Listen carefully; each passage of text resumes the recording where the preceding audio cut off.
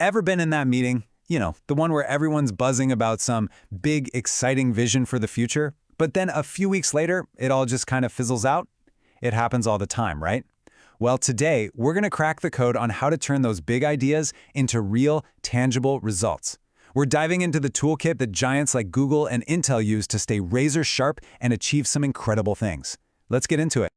So here's our game plan. First up, we're going to get right to the core of it. Why do we even need these frameworks in the first place? Then we're going to do a deep dive on each of our three big tools: KPIs, KBIs, and OKRs. After that, we'll throw them in the ring for a head-to-head comparison to figure out which one fits which situation. And finally, and this is the best part, we'll show you how to unlock their true power by making them all work together. All right, let's kick things off with Section 1, Why Frameworks Matter. We need to really understand the fundamental challenge we're all up against. This, right here, is the million-dollar question, isn't it? It's what keeps leaders up at night. Are we just busy, or are we actually making progress? In a world that throws endless data and distractions at us, how do we find our true north? That's the puzzle we are here to solve. And this slide just nails it. These are the three biggest hurdles every organization faces. First, getting everyone rowing in the same direction. Second, actually knowing if you're on track. And third, making sure the work people do every single day actually adds up to something meaningful. This is exactly where our toolkit comes into play.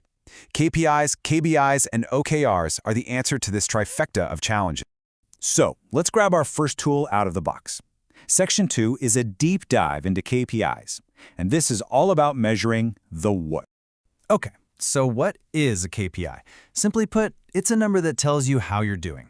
But here's the thing, it can't be just any number. A great KPI is a smart number. You've probably heard this before: specific, measurable, achievable, relevant, and time-bound. It's that M for measurable that's the magic here. It takes a fuzzy goal and turns it into something you can actually track and see. Now, KPIs come in two main flavors. First, you've got your leading indicators. These are like your business's weather forecast. They give you a hint about what's coming. Then you have your lagging indicators. These are your history books, your rearview mirror. They tell you, with certainty, where you've been. And to really get a handle on your business, you need both. You have to look forward and backward. And in the same way, we need to balance the cold, hard numbers with the human story. Quantitative indicators are the data you can count: number of customers, profit margin, you name it. They're objective. But qualitative indicators, they give you the context. Things like customer satisfaction or employee morale. They measure feelings and characteristics. A complete picture, a true picture, needs a mix of both. So, how do you actually do this? Well, it's a pretty straightforward 5-step process. You start with the big picture. What are you trying to achieve? Then, you pick your metrics, making sure you've got that good mix we just talked about. Now, step 3 is crucial. You cascade them down. Everyone in the organization, from the CEO to the intern, should be able to see a clear line from what they do every day to the company's top goals. And of course, you track everything and adjust as you go. And here's the beautiful thing about KPIs. They can be tailored for absolutely any part of the business. Marketing can track how much it costs to get a new customer. Manufacturing can look at how efficiently their machines are running. HR can keep a close eye on employee turnover. The possibilities here are really endless.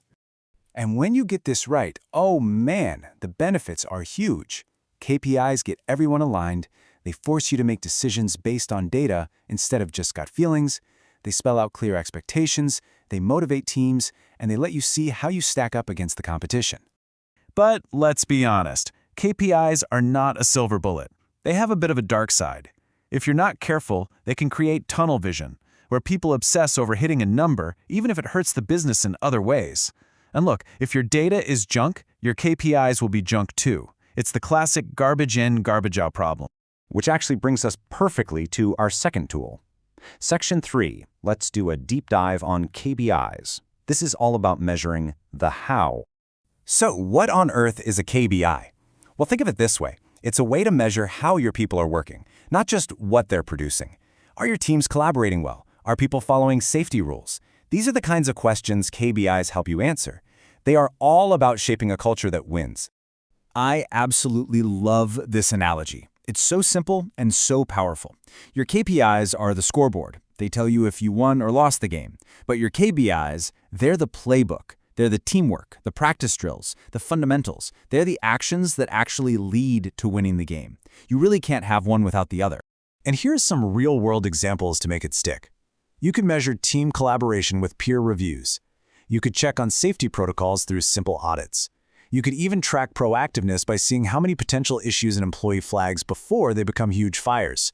These are the early warning signs of a healthy, high-performing team.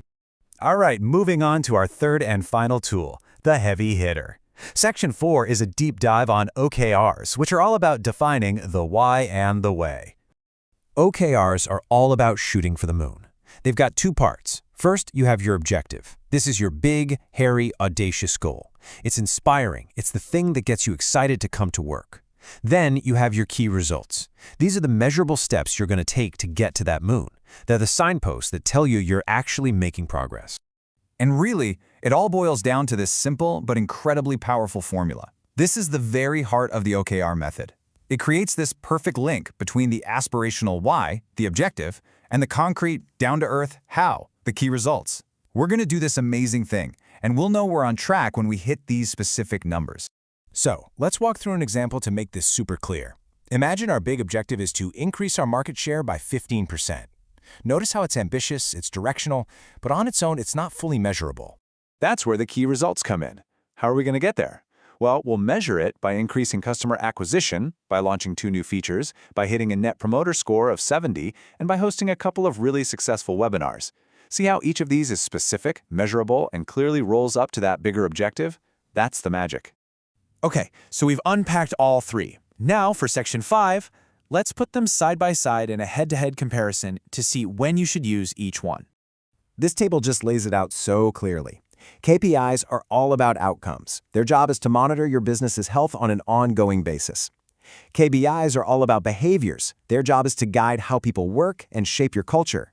And OKRs, they're for those ambitious, time-bound goals. Their purpose is to drive big, meaningful change. See? They're not fighting each other. They just have different jobs to do.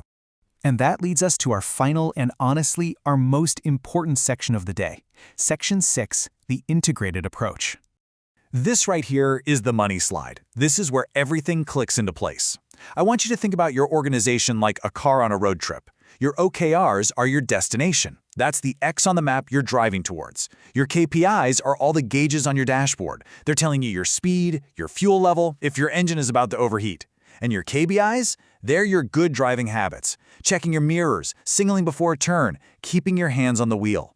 You absolutely need all 3 to have a safe and successful trip. So as we wrap this up, I want to leave you with this one question to think about.